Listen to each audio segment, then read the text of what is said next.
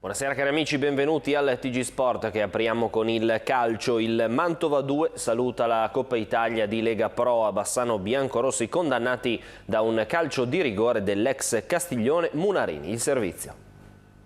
Arrino Mercante di Bassano del Grappa in campo giallo-rossi e Mantova per conquistare l'accesso agli ottavi di finale di Coppa Italia. Entrambi gli allenatori scelgono di mandare in campo le seconde linee tenendo a riposo quasi tutti i titolari che solitamente giocano in campionato. Mister Ivan Juric si affida al 3-4-3 con Paleari in porta, Severino, Todisco e Menini in difesa, Gonzi e Pondaco sugli esterni a centrocampo con Fortunato, capitano per l'occasione, e Zammarini nel mezzo. Davanti spazio all'inedito trio Passamonti, Manarin, Tomicic.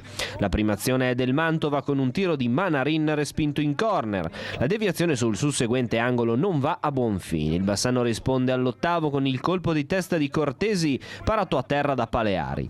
Ancora giallorossi al 12° è Maestrello a lavorare un bel pallone e calciare col sinistro, ma la sfera termina fuori. Il Mantova nella seconda parte del primo tempo sale di intensità.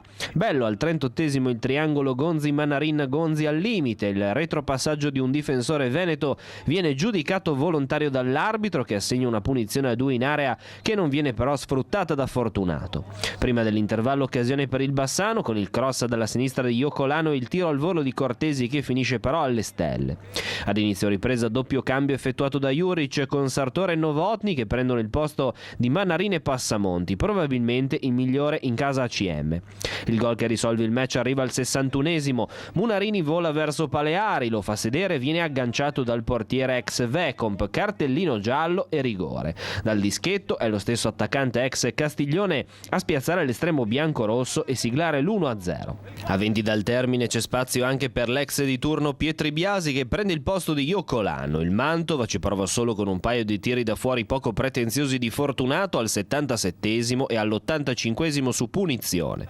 Nei minuti di recupero, coi biancorossi ovviamente sbilanciati a caccia del pareggio, il Bassano fallisce in almeno 3 occasioni il gol del 2-0. Dopo 4 minuti di recupero l'arbitro fischia la fine, a passare il turno è il Bassano.